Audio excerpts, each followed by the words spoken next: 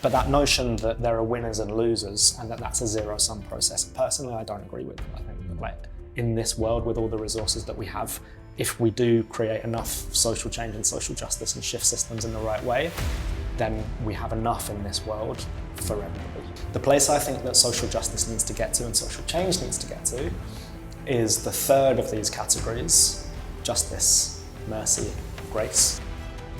Alex Smith is a senior advisor to the Obama Foundation. In 2018, he was one of 20 people who were selected out of 20,000 to become an Obama Fellow. He previously was the founder and CEO of the Cares Family, an organisation that brings young and old people together to combat loneliness. He was also an advisor to a political party leader. He's got a lot to share with us and a lot of lessons to teach, particularly around storytelling, founding an organisation and growing it, as well as what leadership means when you pass on the baton. Looking forward to this conversation. Let's learn.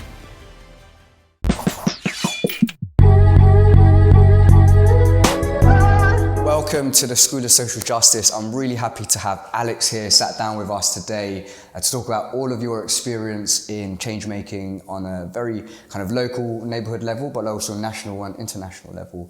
Alex is the founder of the Cares Family, also an Obama Fellow, and also the ex-aide, or one of the ex-aides of one of the former Labour leaders, Ed Miliband. So lots of different perspectives and experience you can share, but also at a time when you're quite reflective about what you've been able to impact and achieve as a change maker. So thank you for joining us. I'm really glad to have you here. Yeah. I'm looking forward to this, and I just wanted to say thank you for all the work that you've done. So whether it's on the Tottenham riots and all of the kind of context and the impacts of that, or on homelessness, or the work that you've done internationally and nationally as well, I'm really looking forward to this. So thanks for having me.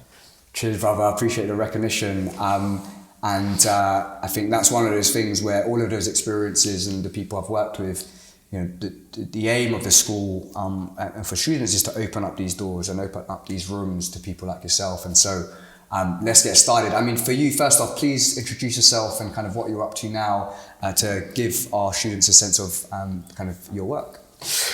Yeah, so you mentioned that I'm in a bit of a reflective moment. I am, because after 12 years of having founded, set up and then run an organisation which is now 6 organisations, the Cares Family, which started as a small idea with me and a laptop and a kitchen table.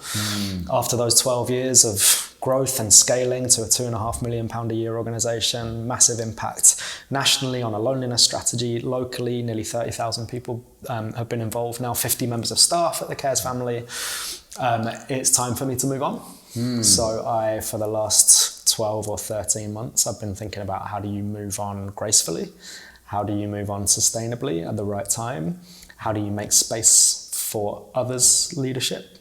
And what does a good succession and transition look like? And lots of those things are out of your hands. And, you know, obviously it's up to the team and the trustees of the organisation that I set up and that I love. I really kind of love it. Although somebody recommended to me that you don't think of it as your baby, you think of it as your ex, as you're departing it. You're not ultimately responsible for it. It will influence you forever and you will influence it forever. But that kind of helped me actually to think about how do I depart and how do I depart well. But yeah, it's a bit of a reflective moment, 12 years, amazing experience, huge lessons that we've learned along the way, some painful lessons, some joyful times, but I'm really proud of everything that we've achieved.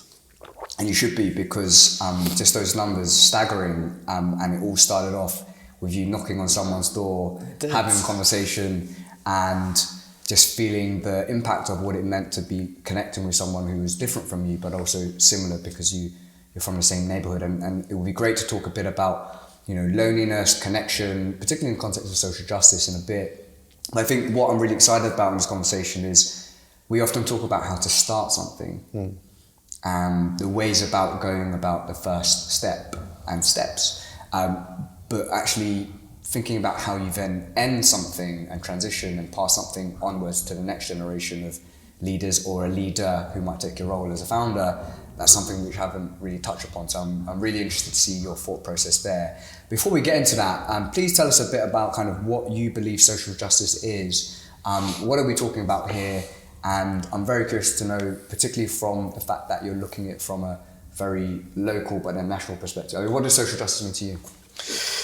I mean, like at its basic level, social justice is the ability of all people, no matter their background, their ethnicity, their gender, their educational experience, their income, their sexuality, their physical ability or otherwise. Social justice is the ability for all people to be able to live their potential and achieve the things that they want to achieve in life, which could be in careers or could be in love or could be in creative arts or could be in terms of like kind of local community and local connections or personal growth.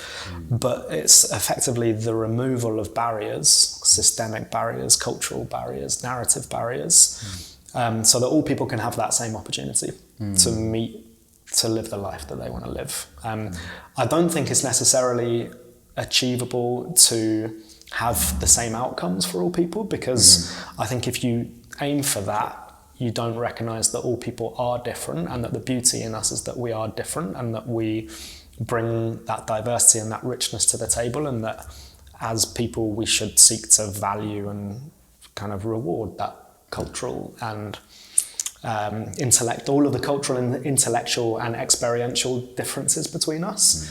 So I think equal outcomes are not necessarily possible, but equal opportunities at the beginning of people's lives and as they go through life and the different transitions that they go through, the different hardships they go through, the different injustices that they'll come up against, we have to adjust some of the systems and cultures and narratives and policies and relationships that we have that keep people from overcoming those barriers. So in the simplest sense, social justice for me is about everyone being able to meet the fullness of their potential, regardless of those differences. I think there's something more to be said, which is that justice at its kind of absolute fundamental level, in some different cultures around the world, or even in our criminal justice system, for example, to think of that,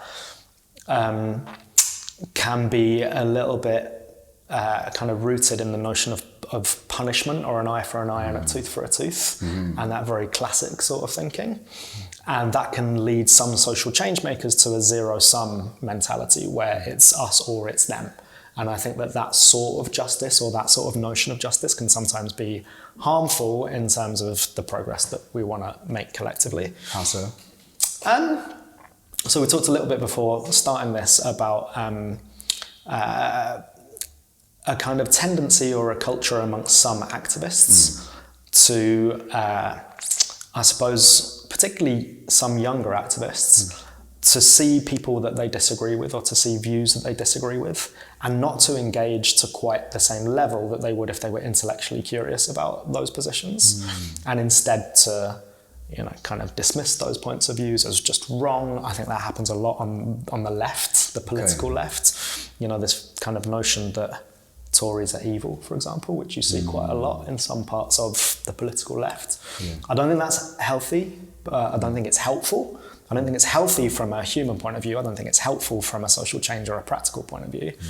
But that notion that there are winners and losers and that's a zero-sum process, personally, I don't agree with. I think that in this world, with all the resources that we have, if we do create enough social change and social justice and shift systems in the right way, then we have enough in this world for everybody, right? But I think then, so beyond the point of justice, for me, there is then the second notion, which is of mercy, which I also don't think is necessarily the full way there. That's not a word that someone's used before. Can you Yeah, so to build on that, I would say that is like the recognition, empathy is maybe a better word for it, but the recognition and the sense of compassion for somebody who's experiencing a different life and a different attitude and a different experience from you. And that should go both ways, both from that standard view of what privileged means, right, and those who might not have that privilege. And it should go both ways, particularly when you think about things in a human rights perspective, where we treat people equally no matter what their background. And that also includes people who might have been born with parents who might have been well educated and received some of the highest paying jobs. In a way, to denigrate those people who are born to those people is shooting yourself in the foot. I think so. I think that the point that I'm trying to make is that people who have different experiences and have different views on the world have to be able to work together. That's democracy, right? That's democracy, exactly. And I think the way that I think about justice is that the best route to it is through something that I call relational justice, or relational equity. And that is this notion that in this country and in different countries and cultures around the world, there are pockets of power and there are pockets of powerlessness, and that those pockets are kind of concentrated and perpetuated by those two worlds not knowing anything about one another or not being able to relate to one another. And the best example that I have of this is, I tell this story because it articulates some of my weaknesses as well as the weaknesses on the other side. My first day at university when I was 19 or 20, somebody came up to me in the bar and asked me, the very first thing they said without asking my name or anything else, what school did you go to? And I was like, I didn't know that my school, it was a state school in Camden, quite a good state school. And I was like, why is he identifying me and defining me before he knows anything else about me based on the school that I went to? And I learned in that instant that there are some people who go to very privileged schools that might have particular educations, particular mentalities. And so relational justice and these pockets of power and powerlessness. By the way, when I told him the school that I went to in Camden Town, he kind of rolled his eyes, huffed and moved on to the next person. I was like, okay, something's going on here that I didn't previously understand or recognize. So mercy is like, how do you raise empathy with one another? How are you compassionate to other people who have different experiences? The place I think that social justice needs to get to and social change needs to get to is the third of these categories: justice, mercy, grace. Grace, okay. Which is like, and this is an idea that I've stolen from somebody else very recently who shared it with me, by the way, and maybe we can put a link in some of the bottom of these things to credit Andrew. But grace is the idea that that humanity is abundant and that there is abundance all around, and that we should seek that richness, and we should seek to not only be compassionate for other people, but recognize the hardship and the pain that they may have been through. Or the experience that they've been through, not treat that as relative to other people in more difficult situations necessarily, but listen to that experience as a route to understanding other people that we might otherwise not understand. So could you repeat those three things again? Ends with grace. Justice, mercy, and grace. Mercy and grace. Very unique way of looking at things, and I think a really kind of useful model for people to see what we're talking about here. I mean, why does this matter to you though? Because, you kind of just shared a small moment which actually had a huge impact on you, clearly, because you're talking about it now. When someone asks you where you're from, they've made a judgment about you. And often I think social injustice stems from misjudgments and kind of embodying a person based on a characteristic, and yet not appreciating the fact that we're talking about human beings who are so rich in internal diversity and complexity. I mean, why do you care about social justice, and why have you dedicated so much of your life and work to issues related to it?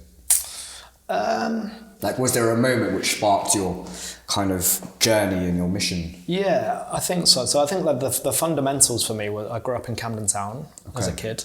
That was a place of abundance, still is. It's a place of richness. People from all over the world, the centre of London's musical creative industries, or it was then and still remains to an extent now, and went to a school where there were people from all over the world, literally an orphan from a war zone on one side and a rich kid from Hampstead on your other side, and that gives you a sense of we all have to be together, and actually it's desirable for us all to be together. But then on the other hand, I also another important place to me when I was growing up was this tiny village in northeast Lincolnshire with about 20 houses and a church in it, very conservative attitudes, whereas Camden Town had very urban, liberal, metropolitan attitudes. And I saw the two worlds, and I saw how there wasn't very much relationship necessarily between the people in those two worlds, and there had to be better understandings. And these are the sorts of, kind of Brexit or coastal in the US, coastal differences that you're seeing emerge more politically and have done in the last 10 years. But then as I was going through school, my mates were all of those people. Okay. And so you acted like a bridge between all of these groups? I think it was the teachers in the school that acted as the bridge. They recognised that, that they tried to encourage our humanity and sense of community. But the kids who were from difficult backgrounds, you could see already in years 7, 8, 9, these are 11, 12-year-old kids, the journeys that they were going on and how their results were different from the young people that had stronger relationships or love at home or better incomes, right? And so like... I mean, just as you're saying that, I'm remembering school as well. I went to a really good school, but also we had kids from all parts of London as part of, like, I guess, diversifying the types of people that are there, and I saw that as well. Where did you go to school? So I went to London Oratory School, which is where Tony Blair's sons and daughter went, and Nick Clegg, the former Deputy Prime Minister, also sent his children. And coming from Plaster every day for 7 years, one way, hour and 15 minutes to Fulham Broadway and coming back, I just saw the diversity and the inequality of London every single day. And it's fascinating just thinking about the guys who I grew up with, because basically all the working class kids and ethnic minority kids, we all stuck together. Yeah. It was almost like, and we were often called, we were brought in by the disciplinarian teacher, Mr. Flanagan, because we were often accused of doing wrong. But to be fair, we often were rebels within a place where we were treated differently and perceived as different. But just as you described that, I do remember seeing that, and it's crazy how even before your teenage years, your kind of destiny is often created. And it's not to say that your destiny has to be that way, but oftentimes those kids who end up being excluded, suspended, go to people referral units, often... I mean, there's a pathway, and this is what I mean by systemic change. You know, I think some activists can sometimes get hung up on the expression systemic change as a piece of jargon and don't really know what they mean by that. What I mean by systemic change is the fact that although my school, or I should say some of our teachers, cultivated and nurtured and encouraged that sense of community and that sense of togetherness from difference, the system in our school was that most of the ethnic minority boys, it was a boys' school, and most of the working class and lower income boys were actually in the same groups, and we had streaming and they're in the same classes. And there was a stratification or a differentiation, even within the system, I suppose imposed by the system, that the teachers within that system were trying to change, right? And show the richness that there was potential in amongst those groups. It's like almost like the NHS. The system of the bureaucracies and the money and the places that the money gets stuck is deeply problematic. And it's the doctors and the nurses and the staff on the front line who are gold and who are working within that system and yet giving deep human care and compassion and skill. And I think that what we shouldn't try and do is, as we're changing the systematic levels, lose the humanity that comes at the front line, because that is the real richness and that is the thing that people memory. There's that great quote that people don't remember what you tell them, they remember how you made them feel. And I think it's the teachers, the doctors, the nurses that really make people feel seen and valued and visible potentially and together. And it's the systems and the lack of pay and the lack of money in the right places that can make that very difficult for people. I mean, you talk about really big problems and issues there, and so many of our students are each figuring out their way of chipping away at some of the problems which face society. I guess the question then is how? You know, for you, you've set up an organisation now, I think 6 charities. You mentioned the numbers in the beginning. You're also part of a fellowship of Obama fellows around the world who are doing similar, different, interesting things around issues related to social justice and beyond. I mean, and you also were in politics. Clearly, a whole bunch of different methodologies have changed there. Can you kind of, as a starting point, kind of talk about what has been effective in achieving the kind of changes that you've been a part of, and then we can go into a deeper dive into maybe 1 or 2 of those methods. Yeah, the fundamentals that I think apply to the Cares family also apply to how I approached politics and how I approach social change in general. And the fundamentals for me are people, place, and proactivity. Proactivity. And you can kind of interchange proactivity with passion. The point of that last one is you need to be innovative, you need to be ambitious, you need to be on the front foot, you sometimes need to be competitive as well as collaborative. But certainly it starts with people. And one of the things I think that has gone through all of my work is maybe 2 things. One, pluralism. Okay. And so when I was in politics, I ran a website called Labour List, which is still going 13 or 14 years later, and it's one of the biggest political blogs and websites in the country. And I inherited it when it was trying to be very tribally Labour. Okay. And I tried to turn it into something that would be very pluralistic and open-minded and be a platform for all people. We even had Conservatives writing for it on positions that Labour Party members and politicians could support. So pluralism, and again, it comes back to the thing that I've already been saying about people with different experiences and different worldviews and different backgrounds finding a way to be together. I really want to talk just about that for a moment, because pluralism is not something we can take for granted, because often people put up barriers and say, look, I only want to work with people who agree with me, because there's no point of trying to convince other people to follow us. We just need to find other people like us. As we talked about in the beginning, a democracy is about figuring out how you work with other people peacefully to kind of respond to those differences and figure out a way forward which works for all with compromise. I mean, on pluralism, what are some of the challenges and the problems you faced or criticisms you faced on that, and how did you respond to it? Loads of memories.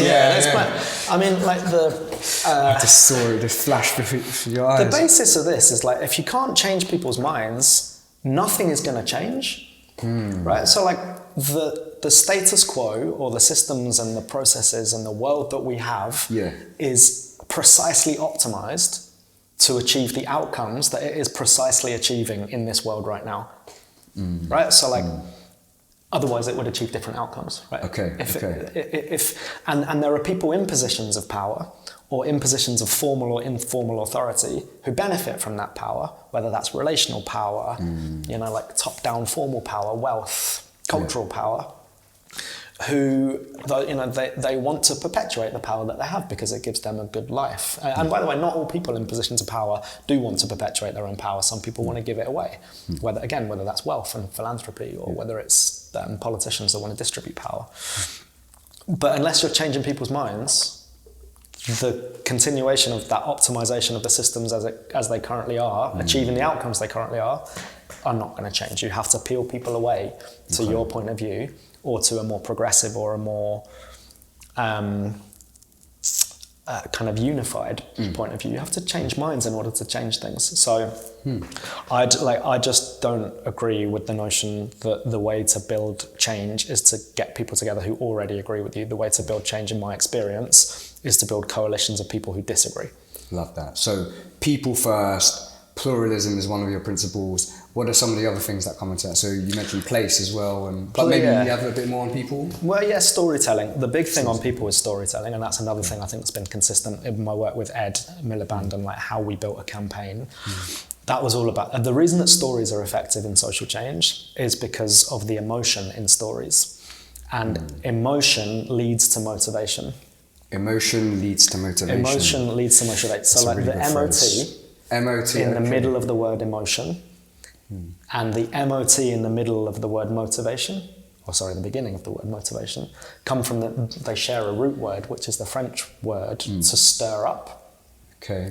So if you emote people, or if you tell a story that is emotional for people, that necessarily motivates them to change their minds, or to take action, or to think about an issue. It motivates them. So to me, storytelling, whether you mentioned I met one person who's a man in his 80s in 2010 who inspired the idea of the Cares family. He and I became friends. It was a cross-generational friendship. I learned a lot from him. I hope he learned something from me.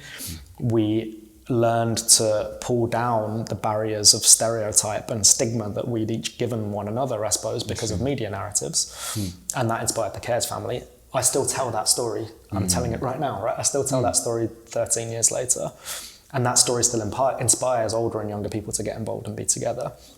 But then every single piece of social media or national media that the Cares family does is about a story of older and younger people sharing time, laughter and new experiences.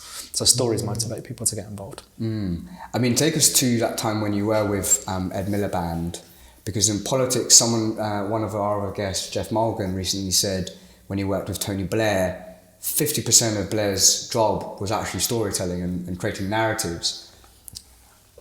Tell us about, and this in itself can be an hour-long conversation, But what are the fundamentals for storytelling? So for people who are like, okay, sure, storytelling is really important. How do I go about telling a story? Yeah.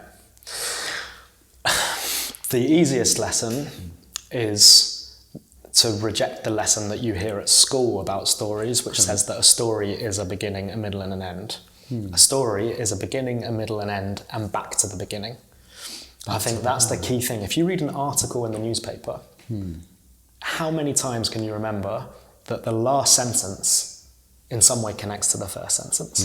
Right? Like that sense of completion and closure and the journey that you've been on and being reminded of the start at the end is, I think, part of good storytelling. Then there are the really obvious things that are like, you need to root it in a place, a backdrop.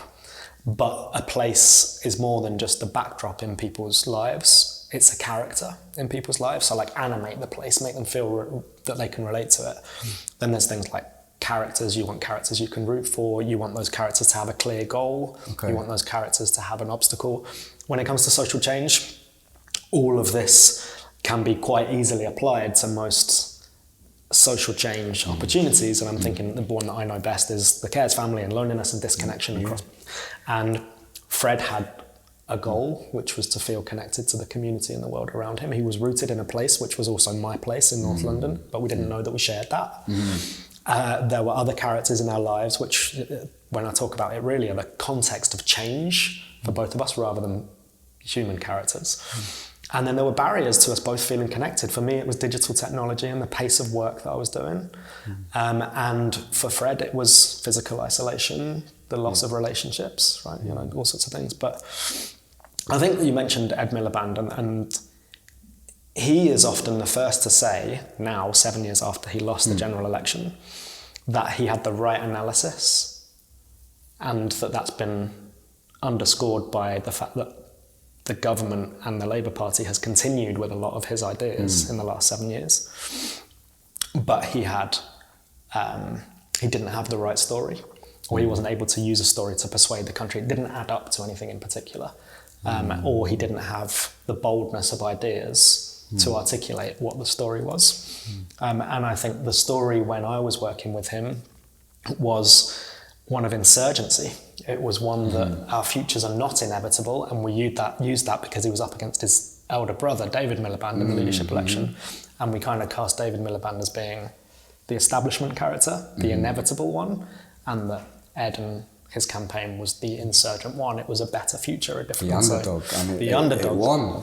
Classic story, the underdog story. No, I remember the that leadership election very strongly, simply because it was the first time I was looking at a political kind of leadership race in depth and as a young man, and really interesting to see how Ed beat his older brother, who was the favourite. There's so much we can talk about, and I'm very aware that we are running out of time.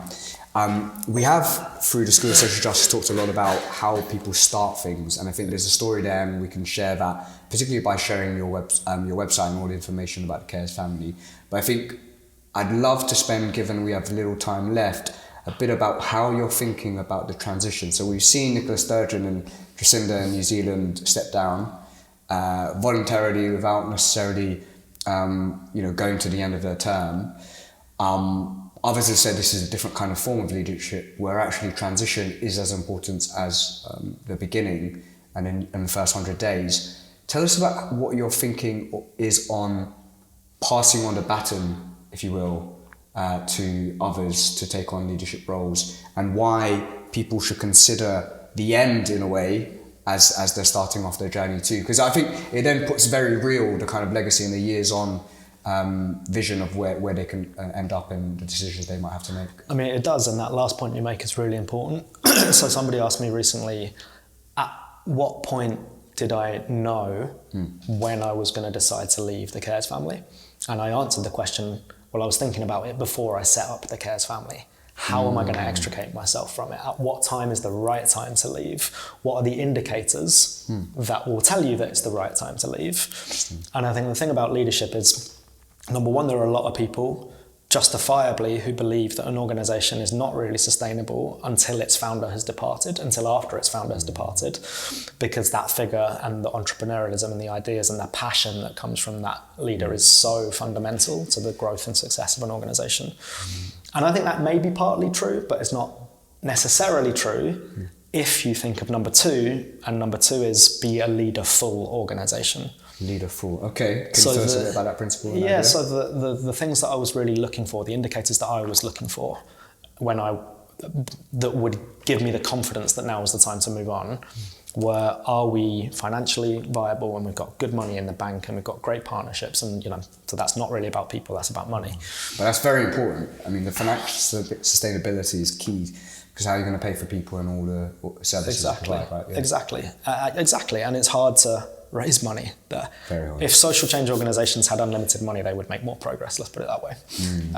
So that was less a human thing, but then the other things were all really human. It was like, how strong is our board, right? And how unified is our board, and how ready is our board for the transition that's about to come when I leave. So that was a key indicator. Number two, not just our senior leadership team, but the colleagues, the other 50 members of staff in the organisation.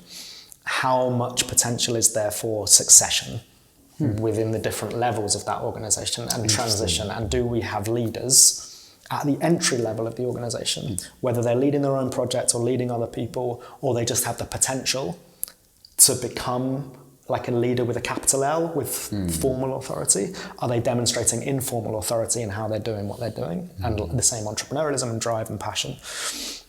And the answer to all of those questions on, are our trustees ready, are SLT ready, and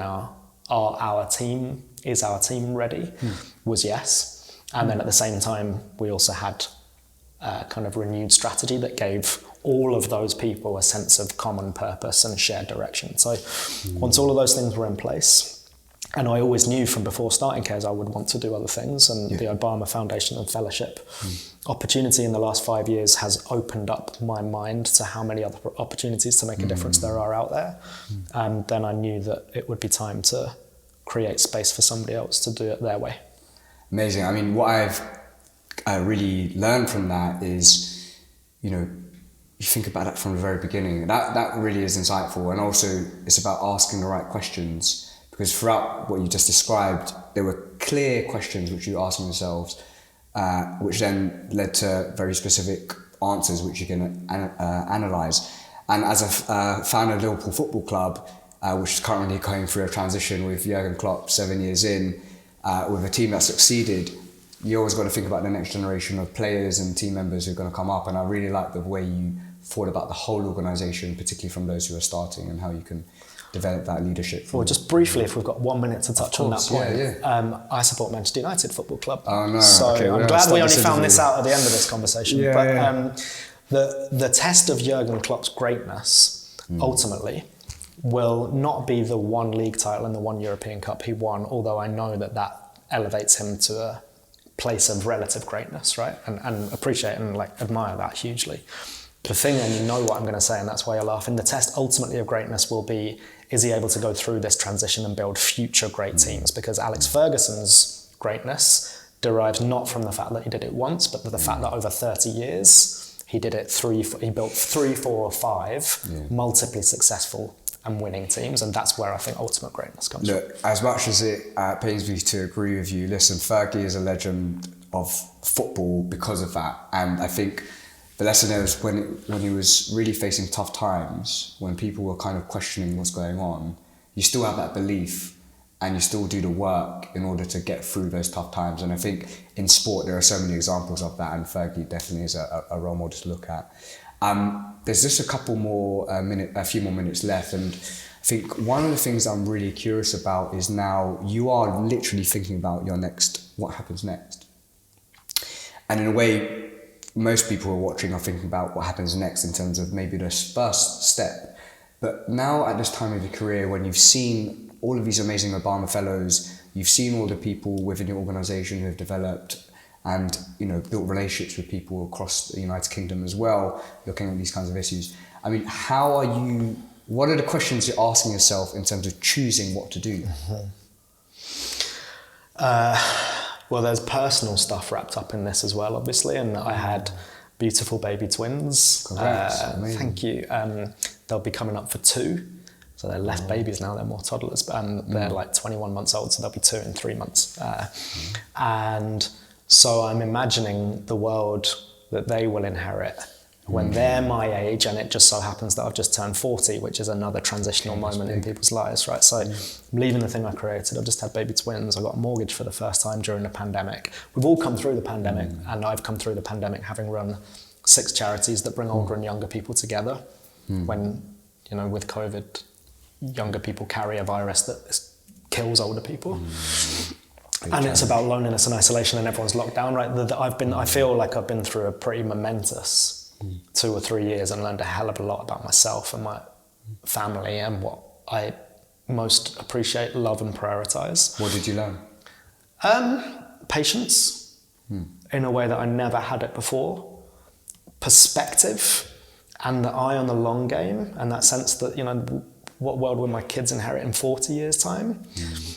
So what I would like to be able to do, I think, next is look at the bigger picture, whether that's international work, whether it's taking the same lens that I've always had on the world, which is about togetherness and unity and connection and community, and applying it to multiple different environments and multiple different issues, from climate to social justice to racial justice to underemployment to the future economy and how AI is going to affect the future and migration, and like just to use my experience to be useful is what I most want to do in a way that tackles or does whatever I can to help tackle some of those massive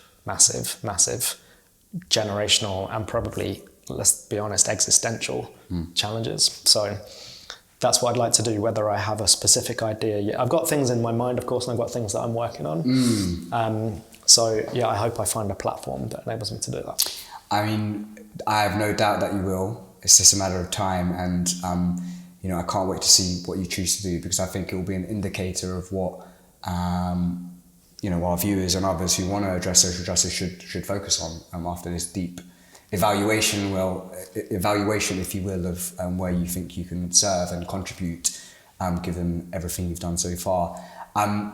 We don't have much time left. My final question really is about you as a person. What kind of skills do you think people need to develop as they start their journey? What do they need to consider? You've talked about storytelling, the need to sometimes break away from what you've been taught at school and learn for yourself. You talked about further development, asking the right questions.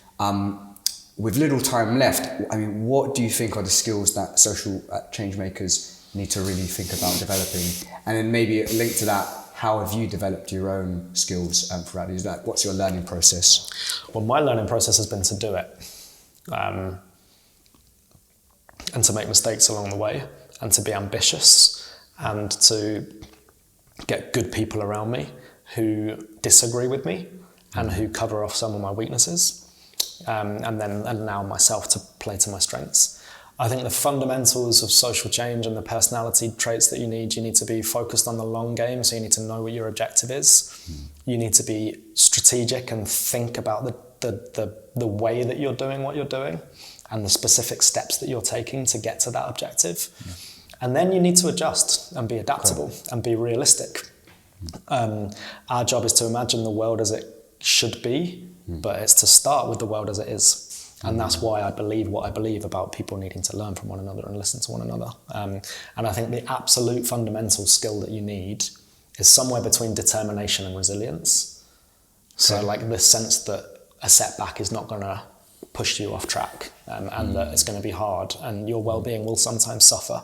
And that's not good, and you should keep an eye out for your well-being, but it may also be inevitable. And so you need to learn those traits of human resilience and know how to look after yourself. Thank you so much, Alex. Our vision at the School of Social Justice is a world where anybody, no matter the background, can learn how to make a difference. And just to take that phrase, you know, what I've learned today from you has definitely helped, I hope, our students think about us reaching the world as it should be, but also really working in the world as it is today. Do you have any final words before we close for our students at the School of Social Justice? I would just say thank you to you personally. I know I started this way, but the work that you've done and how that's taught you and how it leads you to do this work, I think it's so important. And I think that if people don't get the opportunities to learn from people who have been there and done it, then they'll just continue to make the same mistakes that I have. So what you've created is amazing. And I suppose I would just, the one final lesson I would leave people with would be to think of the 200-year present. 200 years? The 200-year present. And this relates to my point about the long view.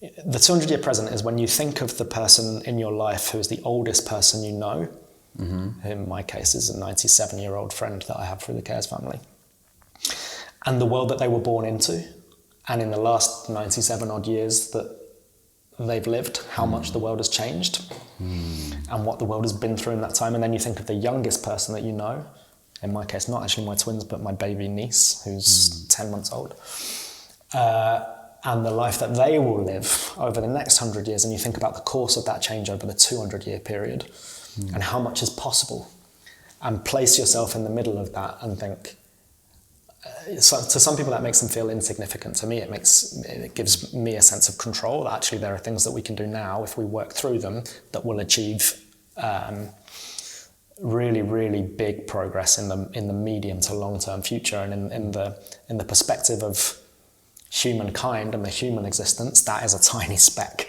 right? So actually, like, we are relatively in control of the moment that we're in. What a way to end a really unique perspective, which I haven't heard of before, and I think will get a lot of our students and viewers thinking about their role in that 200-year present. Thank you, Alex, for coming. Thank you. Really appreciate your time. Likewise. Luckily, that coffee was empty and it's done. But listen, best of luck with what you do next. Likewise. And we can't wait to interview maybe you in the future again with your next step. Thank you. Likewise. Thank you, Alvin. Cheers. This educational content is absolutely free. Why? Because our vision is a world where anybody, no matter their background, can learn how to make a difference. To keep going, we need your help. Can you become our next patron? Can you help us reach 2,500 patrons? I really hope so. Whatever the case, hope you learned something today, and sending you peace and love. Let's keep learning.